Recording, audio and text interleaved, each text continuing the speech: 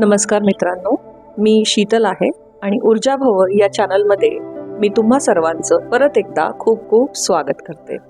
आज मी रेकी या विषयावरती थोडीशी माहिती देणार आहे. बीइंग अ रेकी मास्टर, बऱ्याच गोष्टींचा अनुभव मला रेकीमुळे मिळाला. खूप छानसा तो प्रवास होता, पहिल्या लेवलपासून रेकी मास्टर या लेवलपर्यंतचा. बऱ्याच गोष्टी शिकता शिकता आत्मविश्वास जो वाढला माझा, आणि हीलिंग ही जी एक प्रोसेस आहे ज्याच्या मागे आजकालच्या या धावत्या जीवनामध्ये खूप महत्त्वाचं आहे.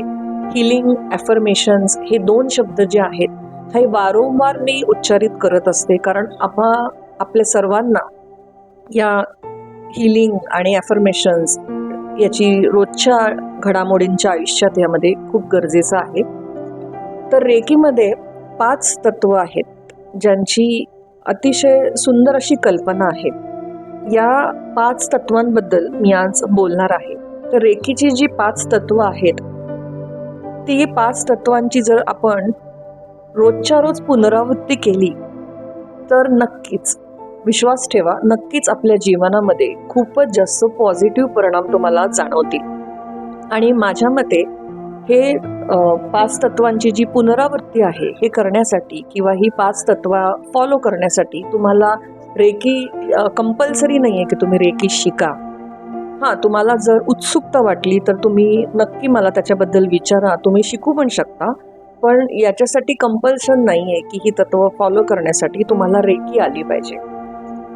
तर सुरुवात करते की रेकी म्हणजे काय. बऱ्याच जणांना कदाचित माहिती पण नसेल की रेकी काय असते. तर रेकी ही एक जपानी नैसर्गिक उपचार पद्धती आहे. रेकी ही 2 शब्दांपासून बनलेली आहे. तर पहिला वर्ड जो आहे, त्याचा पहिला शब्द आहे रे, म्हणजेच देव चेतना. पहिला शब्दाचा अर्थ आहे चेतना आणि दुसरा शब्द आहे की.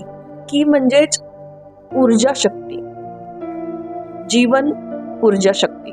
तर शारीरिक आणि भावनिक कल्याण आपल्याला जेव्हा करायचंय, आपल्याला जेव्हा प्रोग्रेस करायची आपल्या शरीराची, मेंटल हेल्थची, तर त्यावेळेस वापरलं जाण्यासाठी हे एक अशी टेक्निक आहे जी हजारो वर्षांपूर्वीची आहे.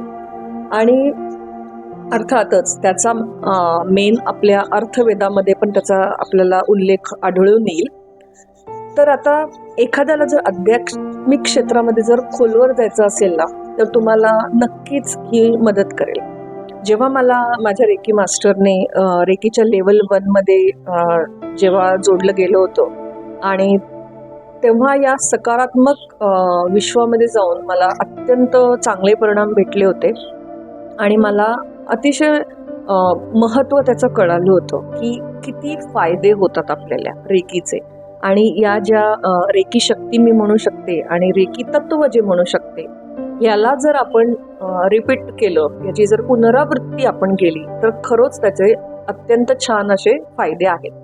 तर आपलं मन, शरीर आणि आत्मा याच्यासाठी या 5 तत्वांची आपण दररोज पुनरावृत्ती करावी असं मला वाटतं. तुम्ही करून बघा. तर जसं मी मागच्या वेळेस म्हटलं होतं की वेगवेगळ्या विषयांवरती वेगवेगळी माहिती देत जाईल मी तुम्हाला, ज्याने तुम्हाला नक्कीच फायदा होईल, तुम्हाला छान आवडेल.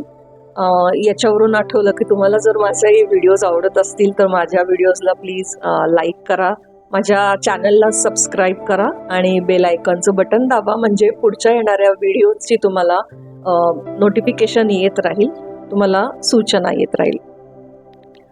तर चला, पहिल्या 5 तत्वांबद्दल मी सुरुवात करते. तर यातला सगळ्यात 5 प्रिन्सिपल्सपैकी पहिला जो प्रिन्सिपल आहे तो आहे just for today I will not get angry.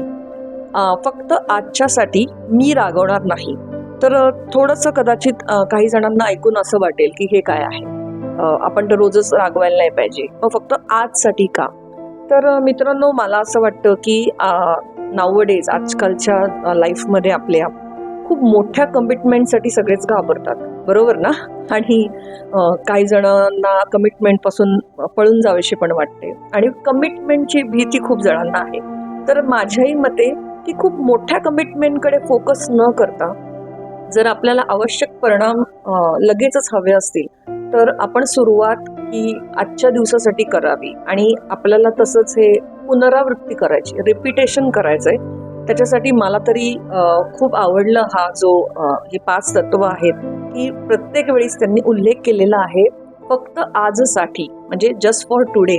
आणि अतिशय ही सुंदर कल्पना आहे या ठिकाणी की रोज रोज तुम्ही म्हणताय आणि तुमच्या सबकॉन्शियस माइंडमध्ये हे जातंय. आणि 21 दिवसांची जी एक रूल जो आहे की कुठल्याही गोष्टीची सवय आपल्याला 21 दिवसांमध्ये लागते, तर नक्कीच बऱ्याच गोष्टी चा फरक पडतो. बऱ्याच गोष्टी आपण करतो तेव्हा फरक नक्कीच पडत असतो. तर 21 दिवसांचा रूल इथं नक्कीच लागू पण पडेल. काही जणांना परिणाम थोडे आधी पण भेटू शकतील. तर आजच्यासाठी फक्त मी रागवणार नाही. Just for today I will not get angry. तर आजच्या आपल्या दैनंदिन जीवनामध्ये बऱ्याच गोष्टी ज्या आहेत त्या घडत असतात आणि साहजिकचपणे आपल्याला खूप छोट्या छोट्या गोष्टींमध्ये नाराज होतो आपण.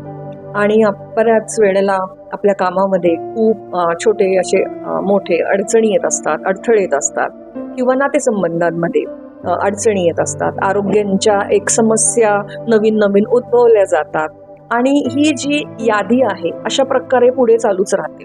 आणि त्यामुळे आपल्या अंतःकरणामध्ये, आपल्या मनात साठवलेला जो राग आहे, जो क्रोध आहे, त्याच्यावर आपण स्वतःवरच किंवा आपल्या सभोवतालच्या लोकांवरती रागवतो आणि रागवतच राहतो. आणि त्याचा असा परिणाम होतो की आपल्या विश्वात नकारात्मक स्पंदनं जोडली जातात. अशा या हानिकारक भावना ज्या आहेत आणि त्या आपली पॉझिटिव्ह एनर्जी आपण म्हणू शकतो, आपल्यामध्ये जी चांगली एनर्जी जी भरली आहे त्या नष्ट करतात. म्हणूनच मित्रांनो, माझं असं म्हणणं आहे की ही जी रेकीची 5 तत्व आहेत तर ही आपण रोज म्हणावीत.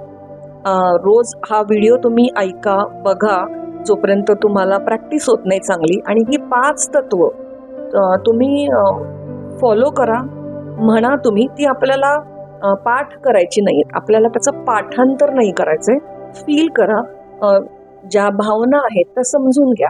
तर अतिशय खूप सुंदर पहिली कल्पना आहे. ही भावना खूप छान आहे की just for today I will not get angry. तर फक्त आजसाठी मी रागवणार नाही, असं जेव्हा रोज रोज म्हणून रोज जेव्हा आपण याची पुनरावृत्ती करू, त्यामुळे आपोआपच आपलं मन हे सुनिश्चित करेल की आपण रागवणार नाही, फरक पडेल. आणि क्षुल्लक समस्या जेव्हा उद्भवतील तेव्हा तुमची, माझी, आपल्या सर्वांची चिडचिड होणार नाही.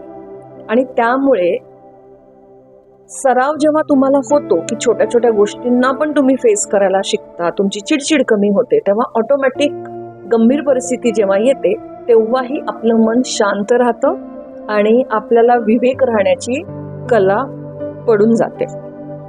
दुसरा जो या ठिकाणी आहे तो just for today I will not वरी.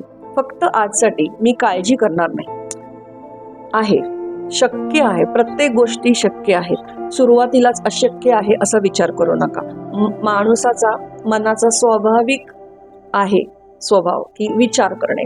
त्यामुळे मला माहिती, पण जेव्हा आपण काळजी करू लागतो तेव्हा काय होतं, तर आपण भीतीदायक विचारांच्या पाशामध्ये असं अडकतो आणि असुरक्षिततेपुढे घाबरून जातो आपण. मग माणूस म्हणून आपलं काय कार्य आहे, आपल्या मनावर आणि आपल्या विचारांवर विजय मिळवणं हे आपल्याला शिकलं पाहिजे. मग आता ते कसं करणार आपण? सतत तसंही चिंतेत राहून आपण जेव्हा तर्क काढत बसतो, जर तरच्या गोष्टी करतो, तेव्हा प्रश्न तर आपले तसेही सुटत नसतात. आणि त्यामुळं आपल्यामध्ये प्रश्न सोडवायची जी क्षमता आहे, विचार करण्याची जी क्षमता आहे, ती आपण गमावून बसतो आणि अजून जीवनामध्ये आपण गुंतागुंत आणत बसतो. मला असं वाटतं की कधीतरी जे आपले प्रश्न आहेत ते कदाचित 10% जर आपल्याला असतील, तर ह्या गुंतागुंतीमुळं, ह्या तर्कशुद्धीमुळं, ह्या विचारांच्या अक्षमतेमुळं ते 10चे आपण 100% गुंतागुंत नवीन उद्भवतच राहतो आणि स्वतःच तयार करत राहतो. त्याच्यासाठी आपण काय ठरवायचंय, तर फक्त आजसाठी मी काळजी करणार नाही. तर या तत्वाचं तुम्ही स्मरण करा आणि आपल्या चिंताजनक मनाला, विचारांना ह्याची सवय लागू द्या. आपण त्यांना, आपल्या मनाला मित्रांनो, आपणच आपल्या मनाला मार्गदर्शन करायचे रोज. यांनी काय होईल, यांनी आपलं मन या पॉझिटिव्ह ॲफर्मेशन्सकडे, या पॉझिटिव्ह थिंकिंगकडे ऑटोमॅटिकली आकर्षित होईल. आपला, ज्याला आजकाल एक फेमस शब्द आहे खूप, POV, पॉइंट ऑफ व्ह्यू, हा जो आहे हा नक्कीच प्रत्येकाचा बदलेल आणि आपल्या रोजच्या वागणुकीमध्ये फरक पडेल. तिसरं जे तत्व आहे, just for today I will do my work honestly. आता असं नाही आहे की प्रत्येकजण प्रामाणिकपणे काम नाही करत, पण होतं असं, खूप वेळा होतं की आपण टाळमटाळ करतो किंवा जाऊ दे ना, थोडासा काय फरक पडला नाही. तर माझ्या मते छोटं काम असू देत किंवा मोठं काम असू देत, प्रत्येकाने आपापलं काम प्रामाणिकपणाने करावं, त्याचं फळ आपल्याला नक्कीच मिळेल. आपण दररोज कठोर परिश्रम करत असतो आणि आपण कोणत्या उद्देशाने कामाला जातोय हे सुद्धा महत्वाचं आहे. जर आपण प्रामाणिकपणाने, जर आपण योग्य हेतू ठेवून जर केलं, तर त्याचं मेहनतीचं फळ आपल्याला नक्कीच चांगलं मिळणार आहे. आणि जर आपण आळशीपणा केला, भ्रष्टाचार केला, लाचखोरी केली, किंवा जर खूप एक असा शब्द आहे जो खूप वेळा वापरला जातो, शॉर्टकट कधीही कामाला येत नाही. भलेही रस्ता छोटा असला तरी त्याचे परिणाम खूप दिवस चांगले मिळत नाहीत. तर त्याच्यापेक्षा प्रामाणिकपणा ठेवा. कामातील प्रामाणिकपणा जर ठेवून आपण काम केले तर नक्कीच आपल्याला त्याची चांगली फळं मिळतील. यातलं जे चौथं तत्व आहे, just for today I will be grateful to nature.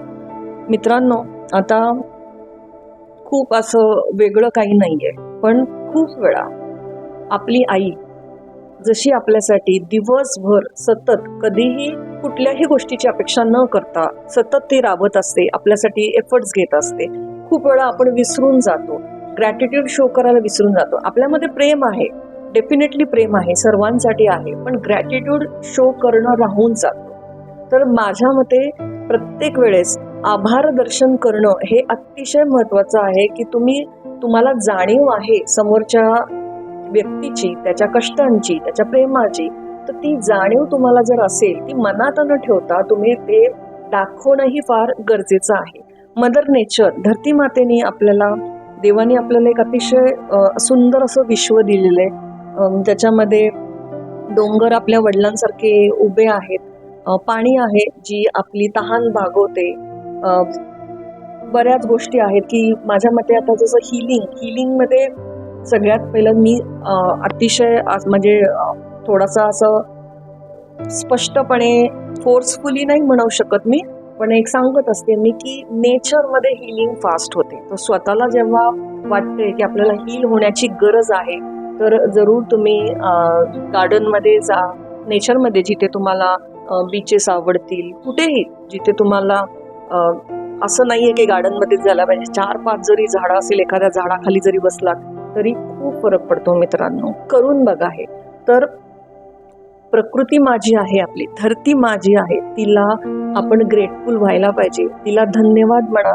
उन्हाळा, आता सध्या उन्हाळ्याचे दिवस आहेत, किती ऊन लागते, एखाद्या झाडाखाली आपण बसतोय किंवा जातोय, पास होतोय, तर धन्यवाद म्हणा की आम्हाला सावली दिल्याबद्दल. जर तुम्हाला एखादा नदी वाहताना दिसतीये तर तिला धन्यवाद म्हणा. तर प्रत्येक ठिकाणी तुम्ही मदर नेचरला धन्यवाद म्हणायला शिका, अतिशय गरजेचं आहे हे. आणि 5वं तत्व आहे, just for today I will love and be kind to everything. I will love आणि बी काइंड टू एव्हरीथिंग थोडंसं खूप सोपं पण आहे आणि तसंच तितकं अवघड पण आहे. कारण आजच्या दिवसामध्ये रस्त्यात जर ओव्हरटेकिंग कोणी केलं, छोटासा त्रास जरी आपल्याला झाला, कोणी हॉंकिंग केलं किंवा कोणी म्हणजे अशा गोष्टी ज्या आपल्याला इमिजिएटली लगेचच डिस्टर्ब करतात, की त्यावेळेस आपण आपल्या स्वभावातल्या मूळ गोष्टी विसरून लगेच तिथे राग आपल्याला येतो, तो आपण जाहीर पण करतो. तर माझ्या मते तिथं आपण कुठेतरी स्वतःला थांबवलं पाहिजे आता. म्हणूनच आजच्यासाठी, फक्त आजच्यासाठी मी सर्वांवर प्रेम करेन आणि सर्वांशी दयाळूपणाने वागेन. तर जर तुम्हाला राग आला असेल तर प्लीज कृपया करून हे 5वं तत्व लक्षात ठेवा आणि तुमच्या रागाला आवरा. दुखवू नका लोकांना. त्याच्या आधी विचार करा की तुम्ही जे आत्ता त्या व्यक्तीला बोलणार आहात किंवा समोरच्या व्यक्तीच्या ॲक्शनची तुम्ही रिॲक्शन जर देणार आहात, त्याच्या पहिल्या 5 मिनिटामध्ये त्या व्यक्तीवरती बदलाव होणार आहे का? नसेल होणार तर कृपया स्वतःला तिथेच थांबवा. तर कृतज्ञता जशी व्यक्त झाली तसंच प्रत्येकासोबत दयाळूपणाने वागणं पण खूप गरजेचं आहे. ठीक आहे, बऱ्याच जणांची मनस्थिती आजच्या या युगामध्ये चांगली नाही आहे असा विचार करूनही तुम्ही दुसऱ्याला माफ करू शकता. जर कोणी तुम्हाला बोलत असेल, रागवत असेल, ओरडत असेल तर तिथल्या तिथेच माफ करायला शिका आणि तुम्ही विचार करा की मी रागवणार नाही, पण मी समोरच्या व्यक्तीला समजून घेऊन दयाळूपणा दाखवेल.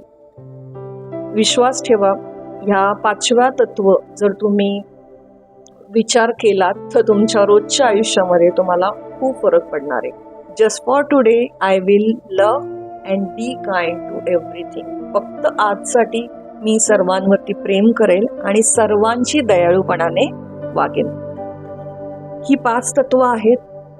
या 5 तत्वांनी आपलं जीवन खरंच सुधारू शकतं. माझं तर नक्कीच सुधारलंय.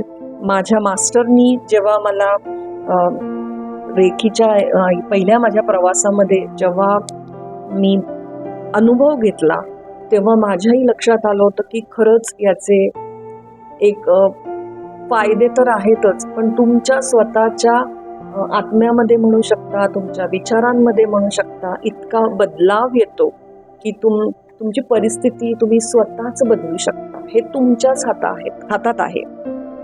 मित्रांनो, याच्यामध्ये प्रत्येक वेळेस जेव्हा फक्त आजच, जस्ट फॉर टुडे हा शब्द जेव्हा वापरलाय तेव्हा मला असं वाटतं की फक्त आजच, काही लोकांना मे बी त्याच्यावर हास्यास्पदासारखं वाटेल, पण असं नाहीये. फक्त आजसाठी खूप मोठ्या आपण अपेक्षा नाही करत आहे, फक्त आजसाठी करतोय. खूप मोठी कमिटमेंट आपण नाही मागत आहे, पण त्यांनी काय होतं हे बघा. उद्या जर तुमच्याकडनं नाही झालं हे करणं तरी चालणार आहे, पण आज तर तुम्ही करताल. आणि तसं जर बघायला घेतलं तर उद्याची गॅरंटी कोणालाच नाही. उद्या कोणी बघितलंय जसं म्हणतात ना. तर आजसाठी आपण काय पावलं टाकणार आहोत. क्षणाक्षणाला तुम्हाला हे फक्त आजसाठी हा विचार आला पाहिजे. आणि त्यांनी काय होईल, आपला जो मेंदू आहे ना हा जसा आराम करत नसतो, विचारच करत राहतो. त्यामुळे जर तुम्ही फक्त आजसाठी कमिटमेंट करताय तर तो सुद्धा गंभीरपणे नाही विचार करणार, त्याच्यावरती तेवढा दबावच येणार नाही. आणि खरं बघायला गेलं तर जसं मी म्हटलं की आजच आपल्या जवळ आहे, आज आपल्या जवळ आहे, उद्याचं नाही माहिती. म्हणूनच फक्त आजच या शब्दाला खूप जास्त किंमत आहे. तुम्हाला पुन्हा एकदा मी अशा पद्धतीनं विनंती करते की तुम्ही हे करून बघा. तुम्हाला जर हे करून चांगले अनुभव मिळाले तर कृपया करून तुमचे अनुभव तुम्ही मला नक्की शेअर करा. तर रेकीची जी 5 तत्व आहेत, 5 प्रिन्सिपल्स ऑफ रेकी, मी जी तुम्हाला सांगितली आहेत, तुम्हाला त्याच्याबद्दल काही प्रश्न असतील तर मला कमेंटमध्ये तुम्ही विचारू शकता. करून बघा, उद्यापासूनच नक्की करून बघा. याच्यामध्ये 3ही भाषांमध्ये, हिंदी, मराठी, इंग्लिशमध्ये मी ही 5 तत्व इथे लिहिलेली आहेत.